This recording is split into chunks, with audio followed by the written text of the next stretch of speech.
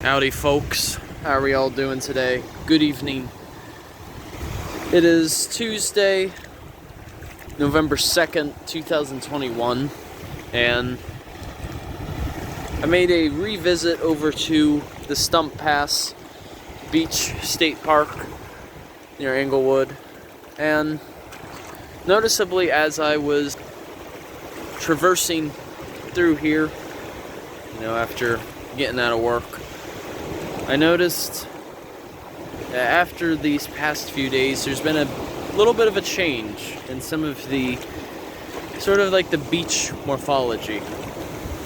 So, please allow me to explain.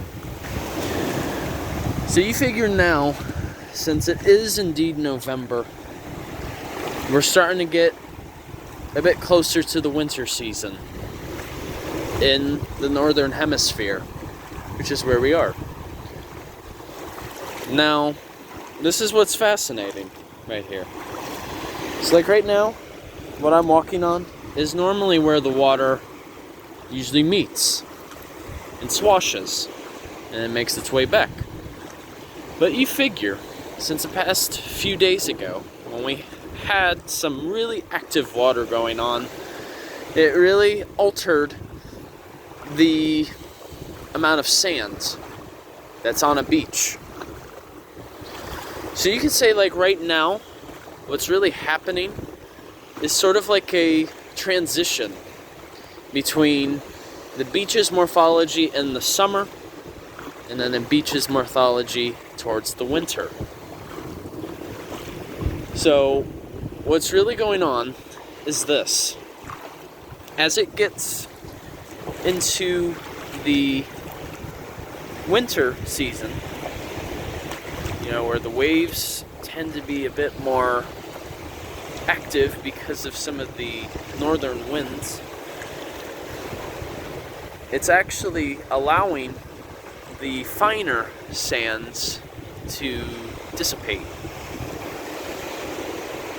Now, with that being said, when some of the more finer sand particles are moving further away, that is where oftentimes the coastline will actually have much more coarse sand that's present. Because of course, coarse sand is much harder to move. So, as I've stated before, no matter what time of the year or even what time of the day it is, a beach is constantly changing.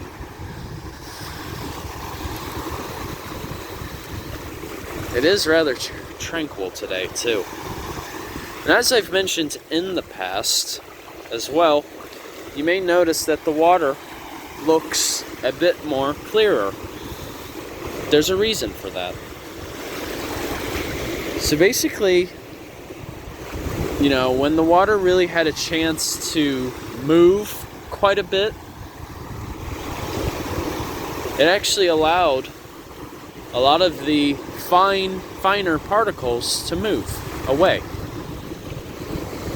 So eventually, as the water has begun to settle like it is now, it is not as active as it was. The water has less turbidity, and thus sediments have allowed to receive rest. And that is why the water is so clear. And not only that, but usually when it gets into the winter months, there is less opportunity for algae to basically reproduce. I mean, think about it. Algae's highly reliant on sunlight, right? I mean, algae's always present, but it can vary in concentration. So you figure, since we're now getting into the winter months, there's going to be less sunlight. So then, when there is less sunlight, that sort of decreases that reproduction that's going on. So basically, the less algae there is in the water, the clearer the water becomes. So that's another reason why the water appears this way.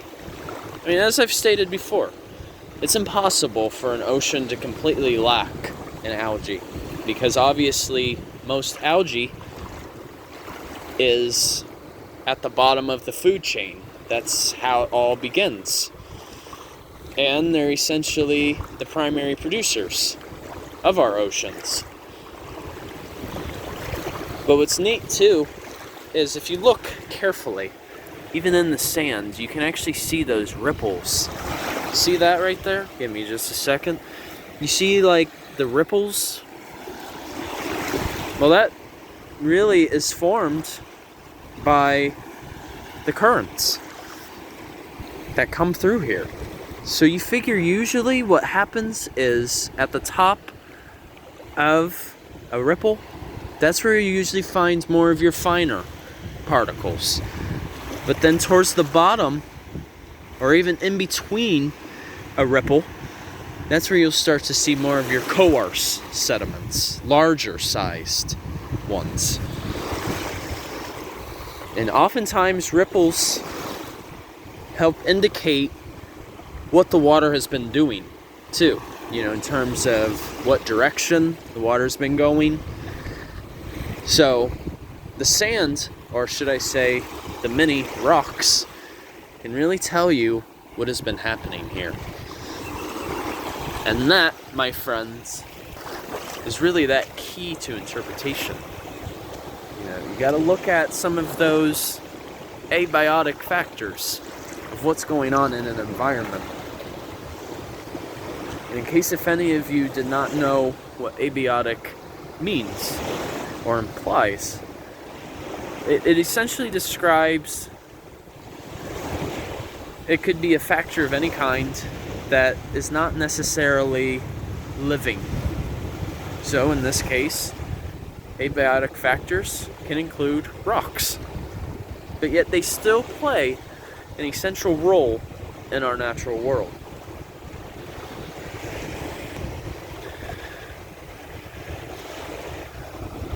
Yeah, it is rather nice today. But that's another thing too. As we are transitioning towards the winter, you'll definitely see that the water levels will recede a bit more. That's just a given, because you figure as it gets into the drier season, there's less rain influx. And so that's why, especially this time of the year, it's actually quite ideal for shell searching. I mean, just look at this. They actually call this a specific term. They call it shell hash. This basically refers to a collection of millions of separate shells made completely out of calcium carbonate, which is also the same component or compound that makes up limestone. So it all is connected together. And yeah, I mean, calcium carbonate is what also makes up our coral reefs. Wow, there's a lot going on here. We got some scallop right here. I mean, I'm honestly still working on identifying various shells. Yep, zebra longwing, also known as an arc.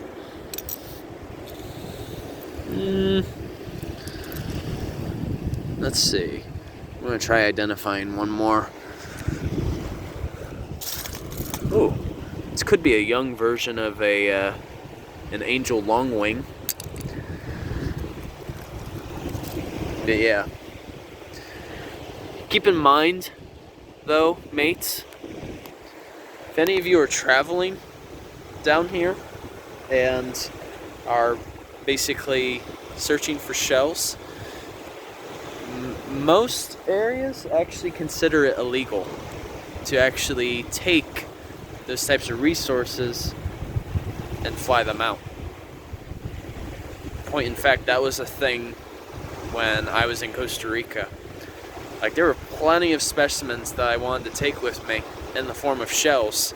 But the thing is, if they detected them, even in your carry-on, they would have to confiscate it from you. Jeez, I can't say that word today. But yeah, I mean, right now is a really good time for all of us to use some beach therapy. So alright, you guys, forgive me for the length of the video, but as always, since we're reaching a different time of the year, and honestly, this is probably my first time I've ever been to Florida in November. So it's quite fascinating, because I've always been so used to seeing seasonal changes up in Ohio. But even though Florida maintains a subtropical climate, there are still subtle changes during separate times of the year. It's alright, you guys. Take care, and once again, Journey on a Journey is outwards. Take care, folks. See ya.